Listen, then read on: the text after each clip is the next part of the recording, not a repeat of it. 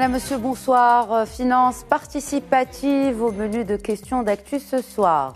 20 milliards de dirhams, c'est le montant des crédits accordés par les banques participatives au terme du premier trimestre selon les données de Banque Al-Maghreb. En comparaison à la même période de l'année dernière, eh bien, la progression est importante, notée plus 37%. L'immobilier se taille la part du lion avec près de la moitié de ses financements. Et il faut dire que les enseignes ont mis le paquet pour séduire un grand nombre de clients. Mais force est de constater que les banques participatives ont du mal avec le volet refinancement. En cause, l'écart important, d'ailleurs on en parlera dans cette émission, entre les dépôts et les crédits. Autre bémol, le contrat d'assurance Takafoul, entré en vigueur en octobre dernier. Alors pour quel résultat ?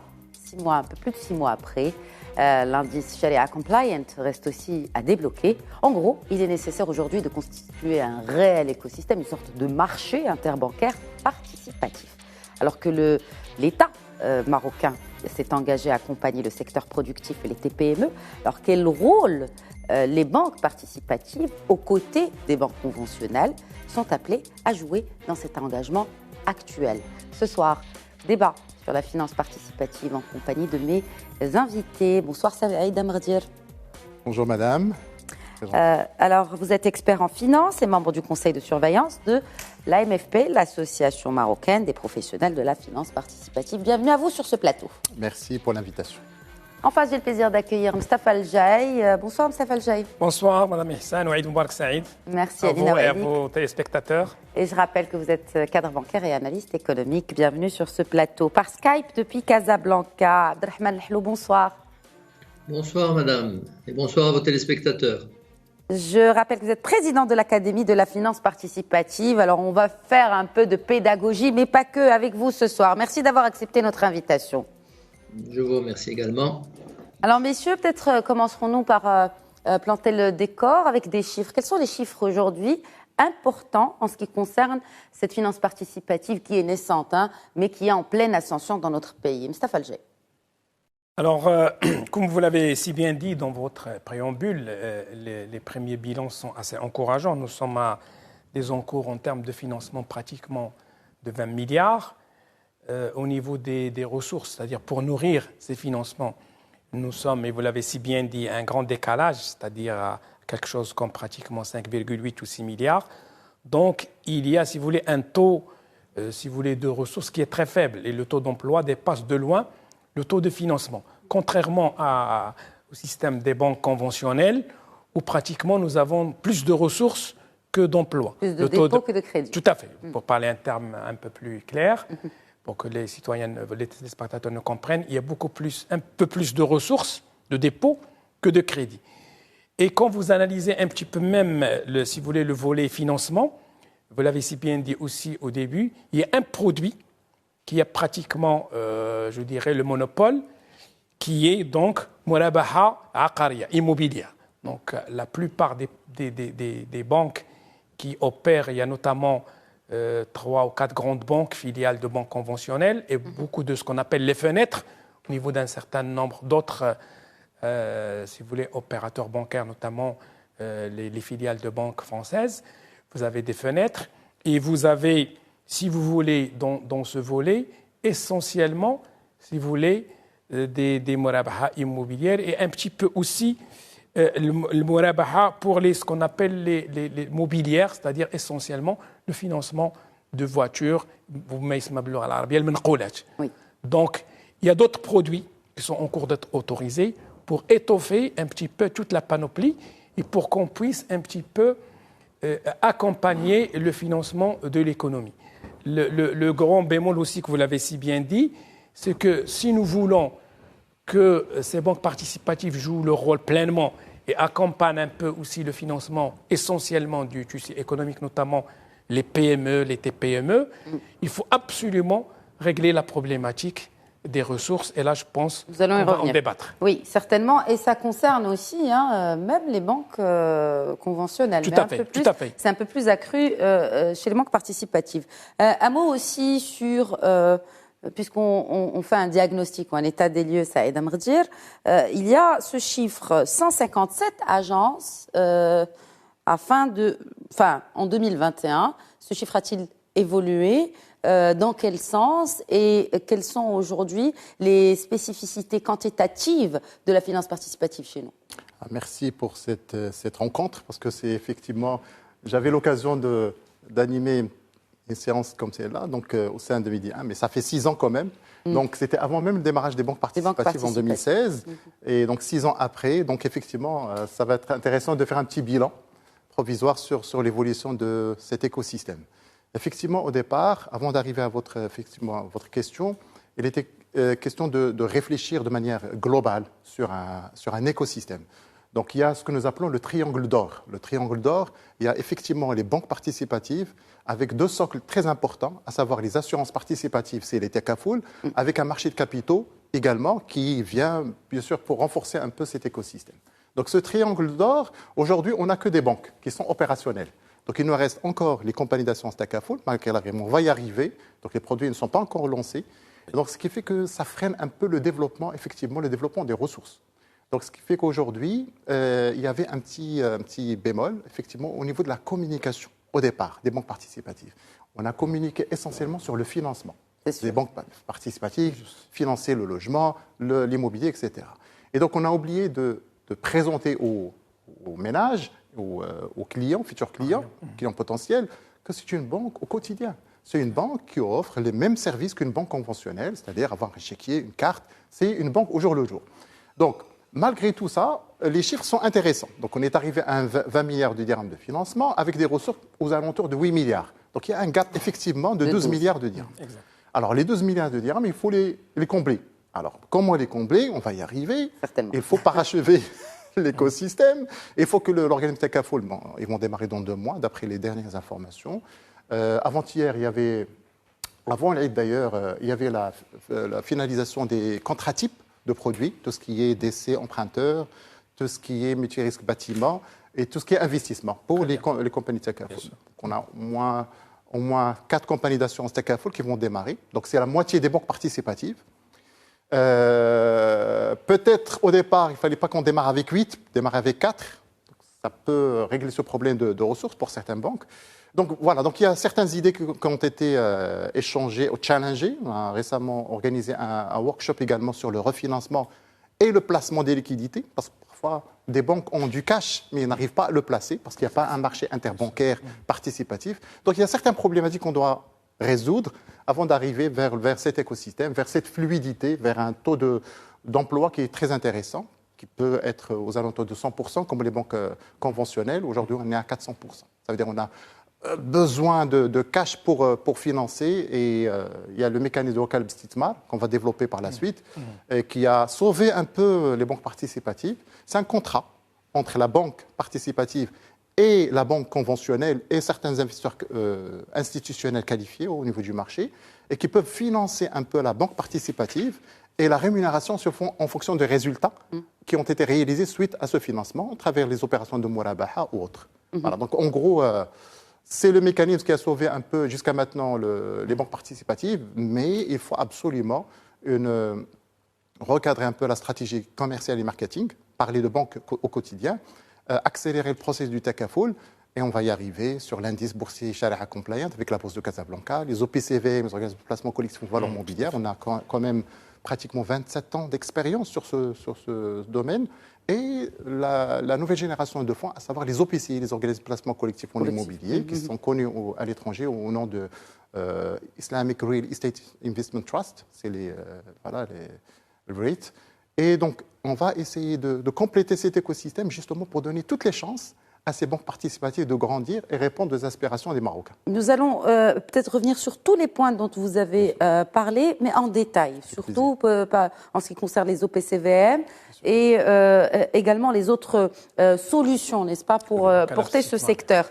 Abdelrahman El-Helloub, peut-être une réaction, et pour clore ce premier tour de table en ce qui concerne un peu l'état des lieux du secteur des banques participatives, et surtout en ce qui concerne ce démarrage. Alors bien sûr, tout le monde, on en a déjà parlé dans le cadre de cette émission, tout le monde attendait l'assurance Takafoul, mais cela peine à montrer de réels résultats depuis son entrée en vigueur en octobre dernier. Moi, je voudrais revenir sur les points positifs, parce qu'il y en a. Oui. Le premier, c'est que les banques participatives existent, elles sont là depuis maintenant 4 ans. Elles ont atteint 20 milliards de financement, ça veut dire qu'elles répondent à un besoin réel au niveau de la population. Des personnes qui ne souhaitaient pas recourir au financement conventionnel aujourd'hui recourent au financement Sharia compliant.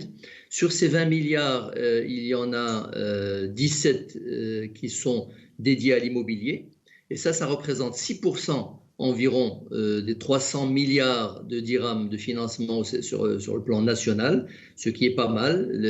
Une fois, les autorités de régulation avaient parlé d'un objectif de 10% du financement d'acquéreurs occupés par les banques participatives, et elles y sont déjà depuis, enfin elles sont en bon chemin à 6%, bien que leur volume global ne représente que 1% du volume des financements. Donc ça veut dire que les objectifs qui étaient fixés à ce secteur sont en train d'être atteints. Maintenant, vous avez cité, et vos invités ont cité, le fameux point noir dont on a fait un point noir, qui est celui de la faiblesse des dépôts. Mais là aussi, il y a du positif, parce que ces dépôts sont passés de 4 milliards en 2020 à 7 milliards en 2021. Et ça fait une progression de 71%. On n'en parle pas assez, en effet. C'est vrai que ce sont des banques jeunes, et c'est que dans tout secteur jeune, les taux de croissance sont élevés, mais c'est tout de même important de noter qu'il y a 71% en une année d'augmentation des dépôts, et ça a été boosté surtout par les dépôts d'investissement, qui sont une innovation. L'année 2021 a été l'année des dépôts d'investissement. Il y a eu 560% de croissance. Et donc, ces dépôts d'investissement sont passés de 260 millions de dirhams à 1,7 milliard de dirhams. C'est important et confortant. Bien entendu, ça a un coût. Toutes les banques et fenêtres participatives auraient aimé profiter des dépôts à vue qui n'ont pas de coût particulier. Donc, ça a un coût. Il y a aussi un autre petit problème en dessous de ce point positif, c'est que le taux des dépôts d'investissement n'est pas très attractif, parce qu'en fait il est aligné sur le taux des DAT, et que ça a du mal donc à booster véritablement cet élément.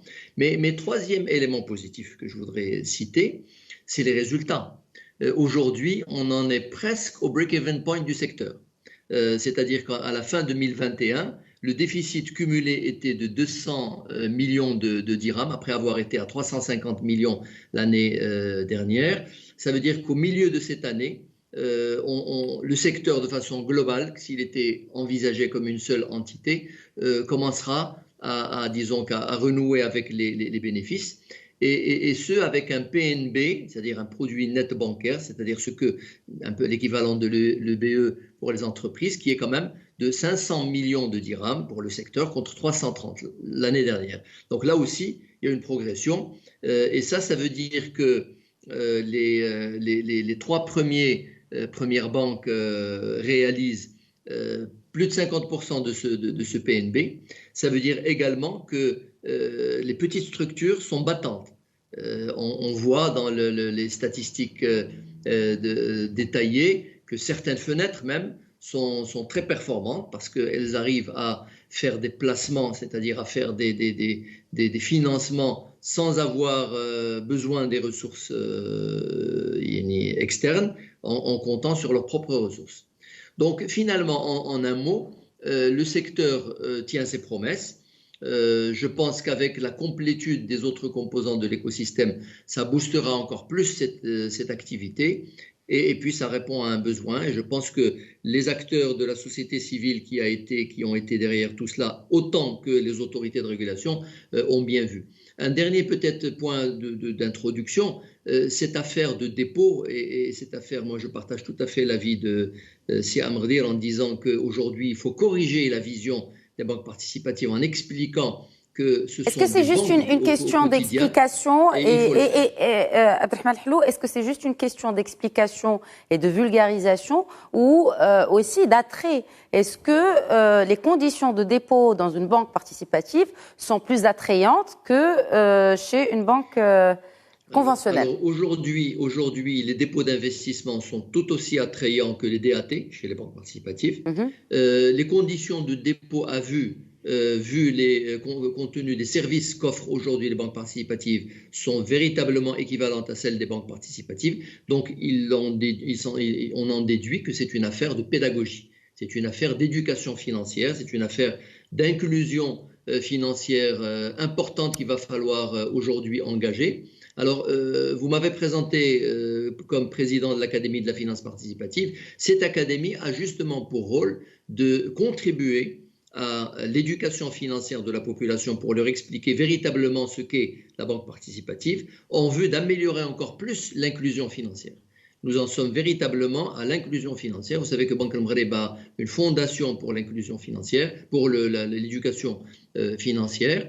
Et ça, c'est très important. Ce sont des efforts qui vont permettre de booster l'attractivité des banques participatives en termes de dépôts à vue à l'avenir. Très bien. Je pose la même question à Saïd Amrdiel par rapport à la compétitivité de ce dépôt bancaire pour une banque participative. Déjà, pourquoi je choisirais une banque participative au lieu d'une banque conventionnelle pour épargner? Parfait. Merci beaucoup pour cette question qui est pragmatique. Opter pour une banque, ouvrir un compte chez une banque participative par rapport à une banque conventionnelle valeur aujourd'hui répond à certaines convictions. Donc il y a certains clients qui sont intéressés par des convictions personnelles. Mais j'aimerais bien ajouter, parce qu'il y a le couple, c'est bien d'être Sharia compliant, comme a dit Sil Hlou, mais c'est encore mieux d'être également performant. Donc Sharia compliant et performance en même temps.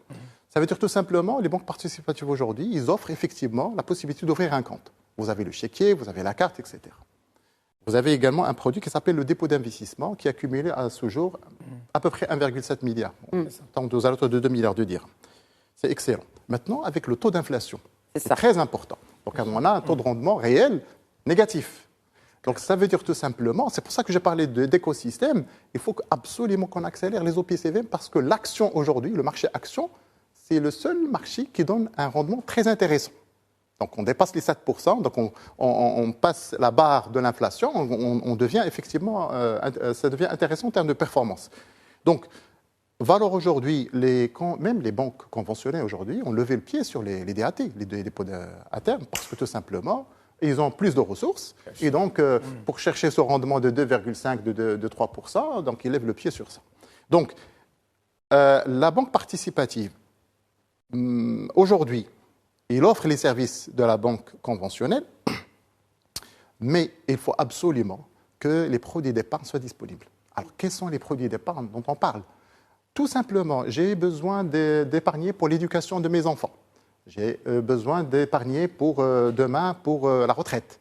J'ai besoin d'épargner, je veux partir à l'Umrah, le Hajj, etc. Bon, il n'y a pas non plus de produits aujourd'hui qui ne peuvent pas voir le jour parce qu'on n'a pas ce que nous appelons la banque assurance, la banque à takaful. Donc il faut avoir une compagnie d'assurance parce qu'il y a certains avantages fiscaux qui sont donnés dans le cadre du Code des assurances, donc aux compagnies d'assurance de manière générale. Et donc cet avantage fiscal, en fait, il est perçu, il est bien maîtrisé par les clients, donc ils vont l'utiliser à travers la banque participative. Donc aujourd'hui, cette banque souffre de ce retard, de cet écosystème. Donc il a fait effectivement, il a raisé 20 milliards, il y a les dépôts qui ont augmenté de manière spectaculaire, intéressante, mais on s'attendait à plus que ça, parce qu'à un certain moment, avant même le démarrage, on parlait de 100 milliards de dirhams. Il y avait un chiffre qui est très très important, de dire qu'il y a un gisement intéressant. Mais à quel terme, les 100 milliards sur les 10 prochaines années. Donc on est pratiquement à la de moitié, chemin, et on est aux alentours. On n'est pas à la moitié, on est au cinquième. On parle de 8 milliards. Donc ça veut dire effectivement, d'ailleurs on l'a précisé, on a rédigé un livre blanc avec une institution locale. Quand vous dites 100 milliards, excusez-moi, ce ne sont pas, on ne parle pas de crédit, on parle de dépôt. De dépôt. Oui. Ça veut dire finalement, et c'était estimé que la thésaurisation, plus le cash qui circule, etc., qui n'est pas dans le circuit bancaire, à un certain moment, il va être catché par ces banques participatives. Effectivement, il y avait une erreur. Parce qu'il y a des gens qui n'optent pas pour le circuit bancaire, non pas parce que c'est Sharia compliant, parce qu'il y a d'autres... en fait, l'évasion fiscale, etc. Et ce n'est pas aussi facile de le capter via une banque participative. Donc, ce qui fait que la banque, aujourd'hui, il offre le service minimum d'une banque conventionnelle, mais effectivement, tout ce qui est épargne, tout ce qui est commercialisation d'OPCVM, etc., effectivement, il en souffre. Mais n'empêche, les opérateurs au niveau de la place, donc je parle des certaines asset managers de la place, qui ont effectivement créé des possibilités d'OPCVM en attendant, qui correspondent à certaines convictions de certains, en attendant que la loi avance.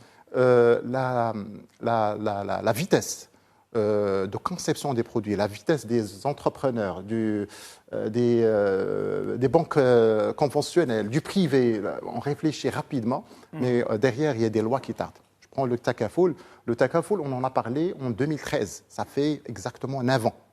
Donc les banques ont démarré en 2017. On est en 2022. Est-ce qu'on n'a pas mis la charrue avant les bœufs ? Franchement, on a établi... Il ne fallait pas peut-être commencer d'abord par établir toutes les composantes avant de lancer le projet de finance participative. Il y avait, en fait, rapidement, il y avait deux choix. Il y avait deux choix. Il y avait le choix de dire, effectivement, on démarre avec une banque et ça va être vraiment le catalyseur pour développer les autres composants de l'écosystème. Ou bien attendre qu'on parachève l'ensemble et démarrer peut-être dans 10 ans, dans 20 ans. Parce qu'on était le dernier élève de cette finance dans le monde. Donc, franchement, en 2013, on est parti dans ce que nous appelons des voyages d'études. On est parti au Kuala Lumpur, en Malaisie, on est parti au GCC, à Dubaï, on est parti au Luxembourg. Là, on est dans les big players. Exactement, de la se préparer rapidement. Oui. Et nous avons établi ce que nous appelons un livre blanc avec une institution de la place. Dire, attention, pour qu'on puisse atteindre les objectifs, les 100 milliards, etc., il nous faut absolument au moins 3 compartiments. On ne démarre pas avec 8 banques, peut-être 4 banques ou 5, avec au moins 2 organismes Takafoul ou 3, et avec un marché de capitaux, avec quelques OPCVM, avec des émissions sous corporate, justement pour dynamiser le marché, etc. Donc on est aujourd'hui, valeur aujourd'hui, 1 milliard de dirhams de soukouk émis par l'État marocain. On arrive à l'échéance, donc pratiquement période de remboursement. Donc on est aux alentours de 200 millions de dirhams aujourd'hui, de gisements, insuffisant. Et nous avons 8 banques participatives. Alors, il nous reste les 4 compagnies d'assurance et il nous reste un gisement très intéressant en asset management. Aujourd'hui, l'actif sous gestion, asset under management, est de 600 milliards de dirhams. Si on arrive à capter au moins 10% ou 5%, on sera à 60 milliards. Donc, on s'approche des 100 milliards de dirhams. Mais juste que les compartiments, il y a un décalage de lancement et j'espère qu'on va réussir là. En fait, si vous permettez, moi, quand j'ai vu cette étude, d'ailleurs, je me rappelle très bien, avant qu'on lance la filiale de la banque où j'exerce, c'était un client sur 3 était fortement intéressé par ouvrir un compte dans une banque participative. Et ça nous a choqués. Je me rappelle énorme, très bien. C'était énorme. On dit, on aura ce qu'on appelle un effet d'éviction. Et c'est pour cela que je pense entre les études, et c'est normal, et la réalité, il y a un grand décalage et il faut du temps pour, comme vous l'avez dit, même les clients qui ont des convictions qu'on comprend parfaitement, sont parfois dans la banque conventionnelle et pas dans les banques participatives. Pour les ressources à vue, la problématique est la suivante. Si vous voulez qu'une banque soit performante, nous avons des normes qui sont 60% de ressources à vue, 40% de ressources rémunérées, pour qu'il y ait un coût de ressources performant. Le cas ici est différent. Même quand vous dites nous sommes à 7 milliards, nous savons pertinemment que les 4 banques participatives filiales de 4 grandes banques de la place conventionnelles, c'est surtout le Wakalab Statement, c'est-à-dire c'est des avances de leur maison mère en ressources pour qu'elles puissent faire face aux besoins de financement.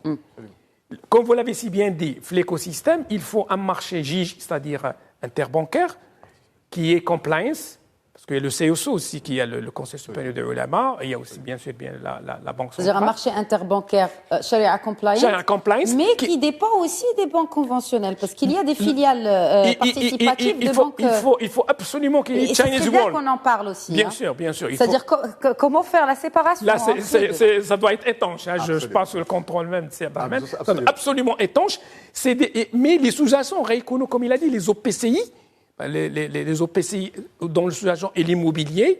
Par exemple, une banque peut prendre ses agences, les mettre dans une OPCI immobilière et titriser tout ça et le mettre sur la place. Parce que le sous-jacent, c'est qu'on Sharia compliance. C'est ça. Et à ce moment-là, les 8 banques de la place vont s'échanger entre elles, vont aller sur ce marché pour pouvoir se refinancer.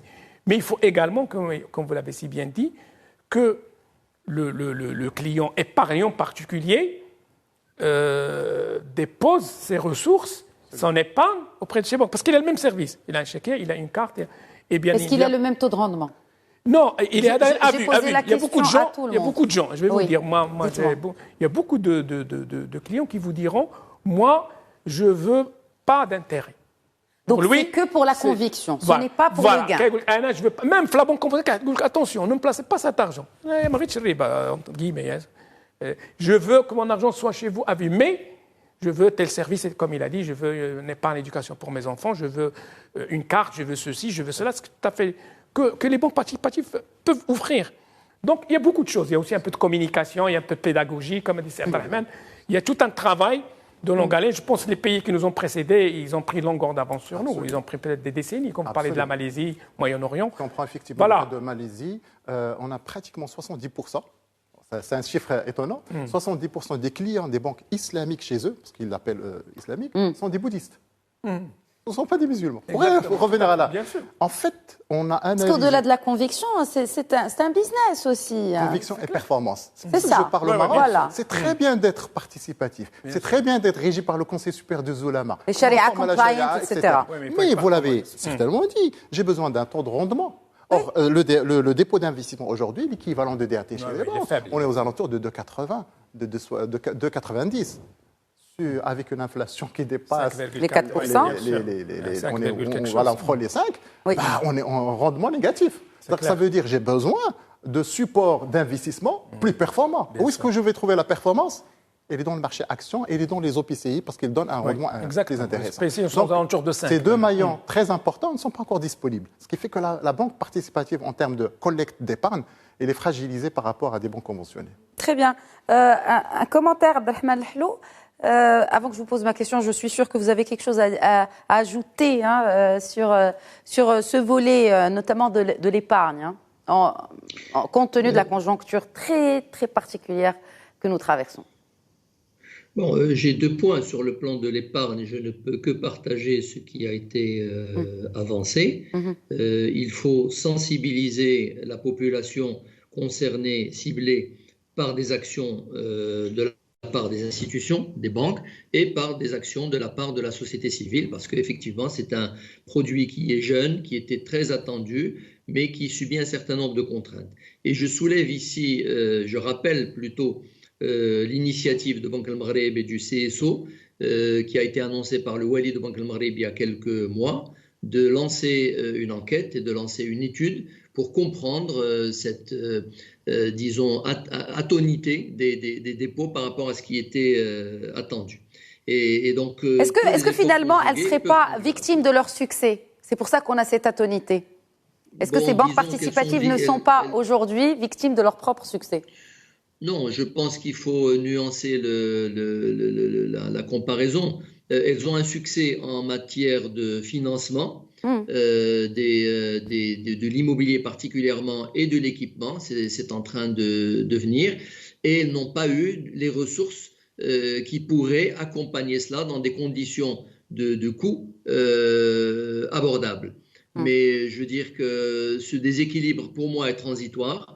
C'est très bien que les autorités s'en chargent et c'est très bien qu'elles puissent innover en matière de dispositifs favorables. Tout comme la Wakala bil Istithmar était une innovation sharia qui a été mise sur le marché de façon assez rapide et assez efficace. Elle permet aujourd'hui de combler une grande partie de ce déficit de ressources. Il faudrait imaginer également d'autres produits et d'autres dispositifs même juridiques, parce que, vous savez, les autorités annoncent la neutralité entre le secteur participatif et le secteur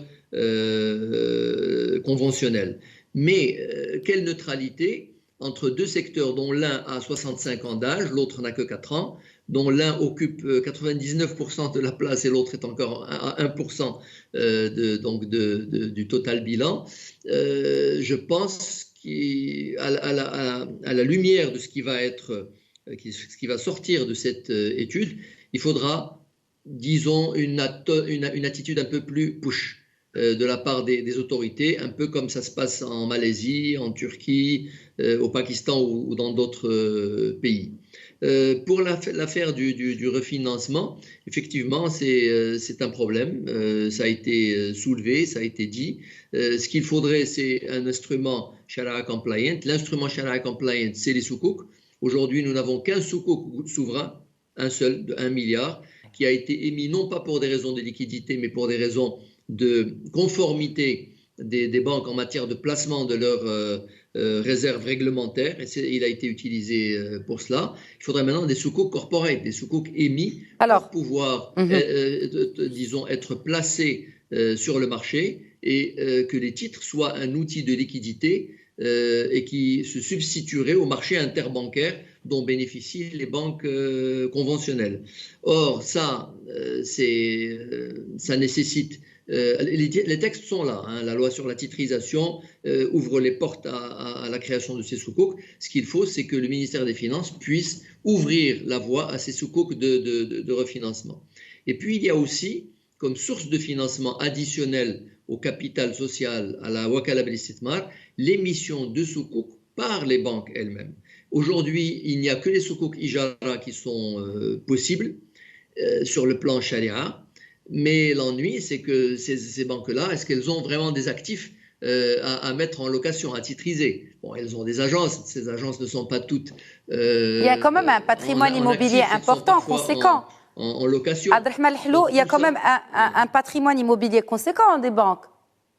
Les banques participatives, pas énormément. Elles ont des sièges modestes comparativement à cela. Elles n'ont pas d'actifs immobiliers suite aux dations. Par exemple, dans les banques, quand il y a une défaillance de paiement, la banque peut se porter acquéreur d'actifs immobiliers en compensation des dettes irrécouvrables. Ici, ce n'est pas encore le cas. Elles ont des agences, mais beaucoup d'entre elles sont en location. Donc, c'est aussi la quadrature du cercle qui se présente. C'est pour ça que je parle d'innovation pour pouvoir faciliter le ressourcement de ces banques participatives. Très bien. Je souhaite juste compléter ce qu'a dit Abdelrahman sur un point très important, c'est qu'effectivement, il y a la titrisation. Donc, il y a une seule possibilité aujourd'hui qui est offerte par la loi, c'est l'arrêté sur tout ce qui est soukouk ijara. C'est ce qui a donné la première émission. Maintenant, il y a d'autres types de soukouk qu'on ne peut pas tout de suite les lancer, notamment les corporates, parce qu'on n'a pas tout ce qui est moucharaka, moudaraba. Exact. Est-ce que c'est un bon choix d'avoir privilégié les particuliers sur les entreprises en ce qui concerne le financement participatif, messieurs? Moi, je crois personnellement que c'était beaucoup plus simple et plus facile pour un peu initier un peu le citoyen à ce genre d'activité au niveau des banques participatives.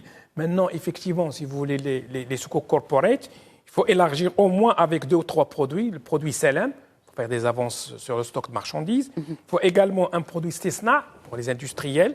Et comme vous l'avez si bien dit, il faut aussi le produit Moucharaka. C'est-à-dire que moi, en tant qu'entreprise, je veux bien souscrire chez vous en termes de ressources, de soukouk, mais j'ai aussi des besoins. Il faut m'accompagner. Sinon, je serai amené à aller chez les banques conventionnelles. Quand vous parlez d'accompagnement, c'est quel genre d'accompagnement? En termes de finance, par exemple, Stisna, pour financer les activités industrielles, et Moucharaka, pour faire des opérations ensemble et participer ensemble, soit sur le principe partage, perte et profit. Parce que en fait, c'est ça le principe de base des banques participatives. Le produit Salam, j'avance de la trésorerie à une entreprise, comme le produit avance sur marchandises dans la banque conventionnelle. Faut juste, parce que d'abord, il y a un seul produit et l'entreprise n'a pratiquement pas grand-chose. Et si nous voulons que ces banques participatives participent, entre guillemets, activement au développement du pays, à la création de la richesse, au financement des PME, il va falloir mettre en place ces produits. Et ces produits, la mise en place prend beaucoup de temps. Et le CSO, il y a d'abord le Sharia Board qui prend beaucoup de temps, il y a aussi la Banque centrale. Donc il y a double casquette, si vous voulez, en termes de conformité, en termes de réglementation. peut-être Ça que je aide à ne me serai dire, pas d'accord oui. avec vous sur Bien un sûr. point, c'est que tout simplement, d'après l'expérience, on a cumulé 27 ans d'expérience sur l'asset management, etc. On a pu atteindre les 600 milliards, on est pratiquement les deuxièmes et les premiers en Afrique en termes de cette belle activité qui continue à se développer. Gestion d'actifs. En fait, je reviens rapidement aux banques participatives. Il faut absolument que les associations professionnelles, c'est pour ça qu'à un certain moment, on parle toujours CSO, Banque Maghreb, l'AMMC, la CAPS. Ce sont des régulateurs. C'est des régulateurs qui sont là pour surveiller le marché, etc. C'est logique. Et pour donner aussi le feu vert. Exact. sûr. Mais le vrai développement du marché, c'est les associations professionnelles, c'est le GPBM, c'est la SFIM, c'est la PSB, c'est la fédération, etc. Il faut absolument que les entrepreneurs, les Mais est-ce que les banques participatives, elles font partie du GPBM? Oui. Il y a une commission dédiée pour les banques participatives au sein au sein de GPBM. Donc les banques, voilà. Donc ce qui fait que normalement, c'est à eux de aller voir la Banque du Maghreb, aller voir le SGG, donc secrétaire général du gouvernement, les autorités. J'ai besoin de tels produits. Il faut qu'on lance les études, notamment pourquoi cette faiblesse effectivement des dépôts, parce que les banques se regroupent. Il faut vraiment un travail associatif. À but non lucratif, parce qu'on fait maintenant un travail en parallèle, mais après, sur le marché, chacun essaie de défendre sa part de marché. Mais très important, il ne faut pas attendre, parce que ça, c'est l'expérience. Les régulateurs, ils sont là pour nous accompagner, ils sont là pour nous aider dans les lois, mais ils ne sont pas là pour faire notre boulot. C'est clair. C'est aux associations de proposer et d'aller voir tous les intervenants, justement, pour que le marché se développe, effectivement. Mais c'est un peu votre rôle aussi. Hein. Vous lancez un propre message, du coup, ça aide à me dire. Alors, en tant qu'AMFP, Association marocaine des professionnels de la finance participative. Absolument. C'est exactement sur le travail qu'on fait, qu'on a démarré depuis 2013.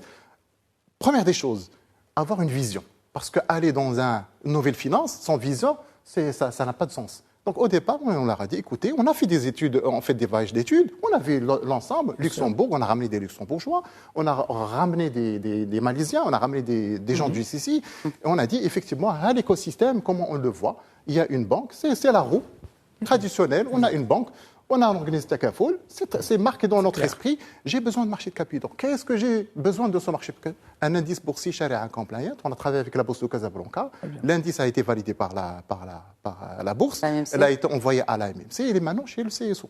Mais ça prend du temps. Voilà. C'est-à-dire quand vous dites que ça prend du temps, combien de mois? Pas de mois, c'est des années. C'est un peu long quand même. Je vous parle. Il y a d'autres organismes qui se greffent. On a travaillé sur l'indice en 2018. Oui. 4 ans. En 2022, oui. Maintenant, les OPCVM, on en parle depuis 2013. Des OPCVM monétaires conformes à la charia, c'est pas pour demain. C'est pas du tout pour demain, parce qu'un fonds monétaire participatif, je vais utiliser le terme exact qui est utilisé par le Wali Bank Maghreb, par le Maroc. Par le Maroc, participatif, j'ai besoin des sous-coups court terme. Ça veut dire plusieurs émissions sur le marché. Sur 3 mois, 6 mois, ils peuvent pas les dater. 3 mois, 6 mois, 12 mois. Avoir une courbe des sous-coups, comme le Maghreb, donc pour les bons trésors. Et à partir de cette courbe, je commence à choisir mon univers d'investissement, choisir un peu sur le court terme, sur le moyen long terme, sur le long terme, pour créer ce que nous appelons des OPCVM monétaires, des OPCVM obligataires court terme, c'est du monétaire plus, des OPCVM moyen et long terme, mais tout ça, c'est des sous-coups. C'est-à-dire il y a un gisement d'OPCVM qui est disponible. D'ailleurs, ça va résoudre même le problème de placement des banques participatives. C'est clair. Une banque participative aujourd'hui, il reçoit 600 millions de dirhams de la banque mère pour financement Morabah. Bon, pour l'instant, il n'a besoin que de 100 millions de dirhams. Il reste 500 millions de dirhams. Il faut qu'il les place. Il n'arrive pas à les placer. Donc, pour elle, c'est un manque à gagner. Parce que finalement, le coût de la ressource, donc il va emprunter aux alentours de 0, on va pas 1,5.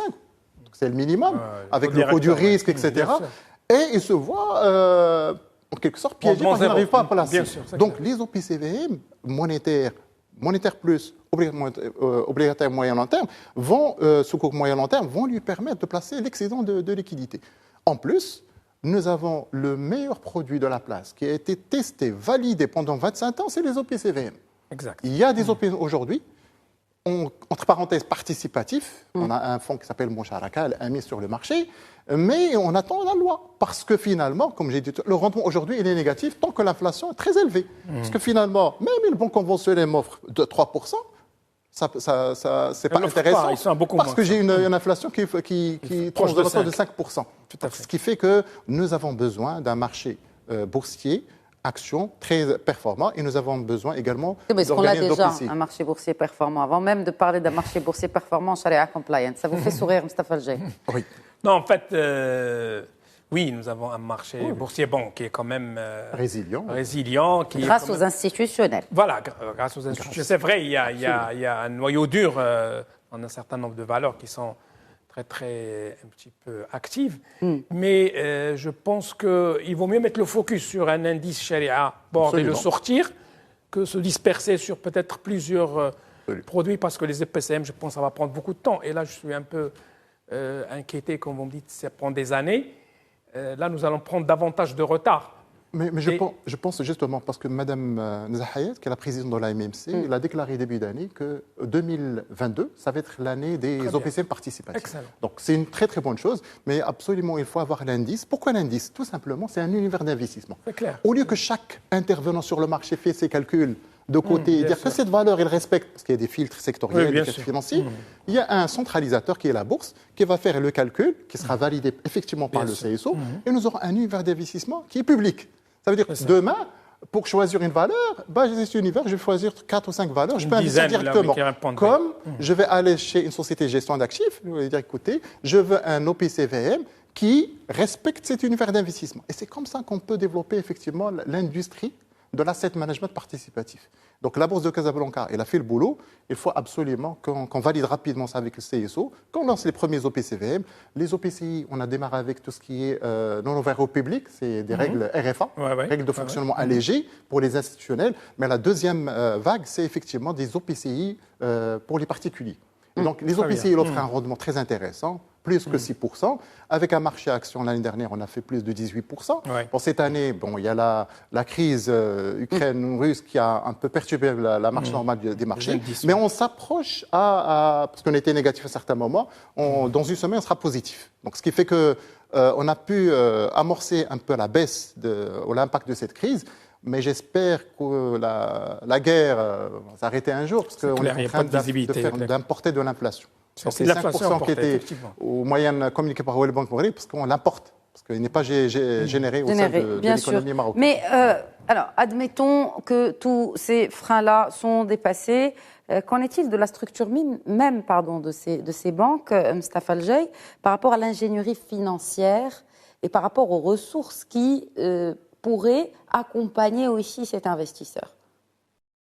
C'est-à-dire, vous voulez dire leur activité par rapport à l'accompagnement du tissu économique. Donc, quand je parle d'accompagnement, parce que c'est là où le bas blesse, on ne parle pas que d'accompagnement financier, mais on parle aussi d'accompagnement technique. C'est clair. En termes, moi, je pense que ça, c'est des choses qui sont à la portée des banques participatives. Ils ont, je pense, des cadres de qualité. Il va falloir mettre en place, bien évidemment, des structures pour conseiller, accompagner les chefs d'entreprise. Pour d'abord vulgariser, c'est très important, parce qu'il faut que le chef d'entreprise comprenne un peu les sous-jacents de chaque produit. Et c'est des produits qui sont assez techniques et qui nécessitent donc, je dirais, des profils assez pointus pour pouvoir d'abord expliquer le produit et aussi apporter le conseil nécessaire à ces patrons de PME pour optimiser leur financement. Et je pense que du moins les filiales des grandes banques ont déjà les ressources humaines de qualité qui peuvent faire ce travail. Mais ils peinent déjà avec d'autres programmes conventionnels.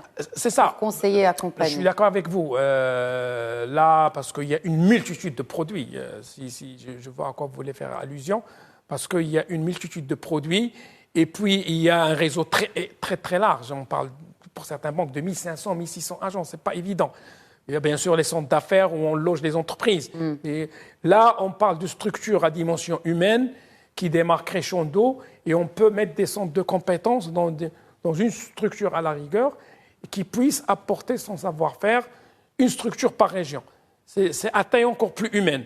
Mais les banques conventionnelles sont à des échelles où, effectivement, vous avez raison, à des échelles parfois très, très larges. Et ce n'est pas toujours évident que d'avoir sur les 1500, 1600 agences que tous les responsables comprennent tout le produit. C'est pour ça que maintenant, on commence à centraliser pour bien accompagner un petit peu notamment pour le volet entreprise. Alors justement, pour compléter pour le CSG, effectivement, les banques participatives ne sont pas obligées de dupliquer le modèle conventionnel, parce qu'on a ce gisement de digital qui est très important.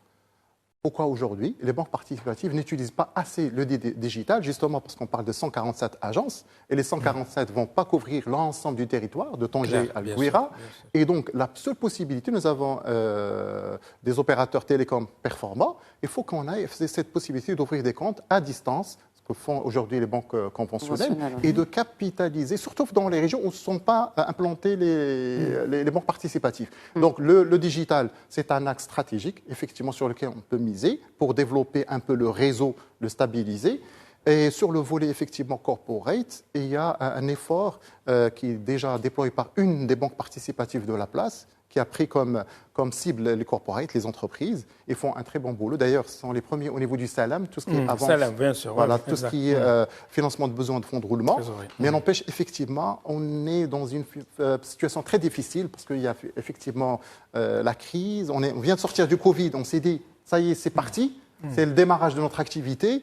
Voilà, touché par la guerre en crise, Ukraine. Ukraine, c'est de l'inflation importée, ça a perturbé un peu le paysage. Mais n'empêche que ces banques participatives, si on arrive juste à compléter juste l'écosystème existant, de créer un peu rapidement, lancer les TACAFO, les compagnies d'assurance, lancer un ou deux OPC participatifs, un OPC, etc. De juste tracer un peu la roue participative. Et je pense qu'on va amorcer rapidement cette crise en interne et donc permettre à ces banques effectivement de faire un plus pour les autres banques, d'aller voir les entrepreneurs, les TPE, PME, leur expliquer c'est quoi un business BP, un business plan, comment le construire, quels sont les secteurs les plus importants, faire un peu de l'accompagnement. Comment l'adapter surtout aux produits qui sont charia compliant. Déjà, exactement. Messieurs, on fait quand même réagir notre troisième invité, si vous le permettez, Abdelrahman Lhello. D'abord sur les soukouks d'investissement et les financements, donc sharia compliant. Donc, si vous avez quelque chose à ajouter par rapport à ce qui a été déjà traité par nos deux invités, mais aussi, je vais revenir avec vous sur la question première que vous avez évoquée, à savoir l'inclusion financière à travers la finance participative et notamment dans ces régions-là, et adapter l'offre à la demande dans des régions où il n'y a pas vraiment une forte présence bancaire, notamment en termes d'accompagnement. On reste dans l'investissement et l'entrepreneuriat. Par rapport aux outils de refinancement des banques participatives et aux possibilités de placement de leur excédent de trésorerie, on se plaint de ne pas avoir de pistes et de solutions. Et souvent, on accuse le législateur d'être un petit peu en retard. Il y a aussi le fait que, et ça c'est à sa décharge, il est strict en matière de compatibilité avec la charia, le régulateur chariatique, le CSO. Pourquoi ? Parce que dans d'autres pays, comment font les banques participatives pour placer leurs excédents en liquidité ? Dans les cas les plus extrêmes, sans citer le nom de pays, elles les placent en bons du trésor, contre intérêt, parce qu'elles ont une fatwa disant que le financement des besoins de l'État n'est pas considéré comme usure et comme intérêt. Dans des cas moins extrêmes, elles les utilisent en commodity murabaha, c'est-à-dire qu'elles achètent au comptant des marchandises sur la bourse internationale des commodities et la revendent à tempérament, ce qui leur fait un écart de marge favorable. Mais tout ceci, le CSO ne l'autorise pas.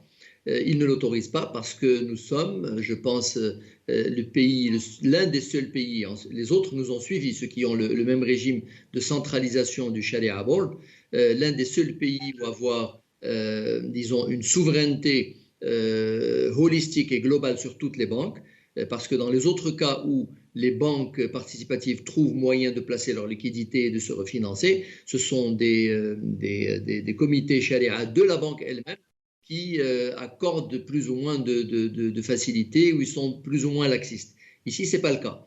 C'est à l'honneur de notre CSO parce que c'est une vision à long terme. C'est une vision dans laquelle il faut absolument rassurer l'épargnant, rassurer l'investisseur, rassurer le partenaire de la banque participative que toutes les opérations sont Sharia compliant. Il y a même des actionnaires de banques participatives internationaux qui sont ici au Maroc et qui ont été véritablement ligotés et contraints par la rigueur de la compliance au niveau charia. Donc retard, oui, restriction, oui, mais vision à long terme également. Donc il faut aussi le souligner. Je confirme par ailleurs sur un tout autre sujet ce qui a été dit concernant le financement corporate. Il faut absolument que le ministère des Finances, que le régulateur Banque Maghreb affiche son intention par rapport à l'encouragement des banques participatives à attaquer le secteur corporate. Il est faible maintenant. Il n'atteint même pas les 10% en financement d'équipement et en financement de marchandises à travers la Morabaha. Avec la progression du Salam et son élargissement aux autres banques, on pourra peut-être décoller un petit peu plus et aller au-delà des 8 à 10%. Sa progression est encore lente. Il a progressé de 5,2% en 2021, ce financement pour les entreprises. Or, c'est fondamental. La banque participative ne doit pas être seulement la banque du particulier. Aujourd'hui encore, vous avez beaucoup de banques participatives qui n'offrent pas les mêmes facilités, les mêmes services, par exemple la digitalisation, aux entreprises, alors qu'elles l'offrent aux particuliers. Il y a un certain nombre de freins qu'il va falloir lever de la part du régulateur pour que les banques participatives rentrent de plein pied dans le domaine de l'entreprise. Parce que là aussi, il y a un gisement important, il y a de la ressource financière à collecter, mais il y a surtout de la production, du PNB à produire avec les entreprises. Et ça, il faut que ça se développe. Ça va prendre du temps, mais je crois que cette crise de ressources, cette orientation excessive vers la Morabaha, orientation excessive au sein de la Morabaha vers l'immobilier acquéreur, devrait nous réveiller un petit peu pour restructurer un peu la vision. Très bien. Et d'où l'importance aussi du travail des associations et des académies de finances participatives, mais aussi l'Association marocaine des professionnels de la finance participative que vous représentez, Saïd Amrdir, en 2 mots, parce que le temps d'émission est terminé. Ce qu'a dit Saïd Abdelrahman, effectivement, le corporate, les entreprises, généralement, pour ouvrir un compte chez une banque participative, c'est excellent d'avoir un chéquier, carte, etc. Mais cette entreprise, elle a besoin d'importer de l'étranger. Nous avons besoin que les opérateurs marocains lancent ce que nous appelons Mourabaha en devise. Ça veut dire que je peux importer de la marchandise pour mon client. Demain, j'ai besoin de garanties, j'ai besoin de pas mal de crédits, etc. Donc, ce qui fait qu'il faut absolument compléter l'offre produit entreprise. Parce que l'entreprise lambda, pour venir chez la banque participative, elle a besoin d'un espace entrepreneurial. Donc, si elle n'a pas tous les produits, ils vous disent, très bien, quand vous serez prêt, venez me voir, parce que finalement, j'ai besoin de tes secteurs, etc. Il faut pourvu que les produits soient déjà opérationnels, parce que c'est ça, on peut en discuter, mais tant que les produits ne sont pas réellement opérationnels, et notamment déjà Takafoul, pour que il est passé en vigueur depuis octobre, et on attend toujours. Merci beaucoup, Abdelrahman Hello. Merci d'avoir participé avec nous. Je vous remercie également. Merci, Saïd Amrdir. Merci à vous, madame. Merci, Mustafa Merci. Voilà, c'est la fin de Questions d'actu que nous avons consacrée ce soir à la finance participative. Je vous souhaite à toutes et à tous une excellente soirée.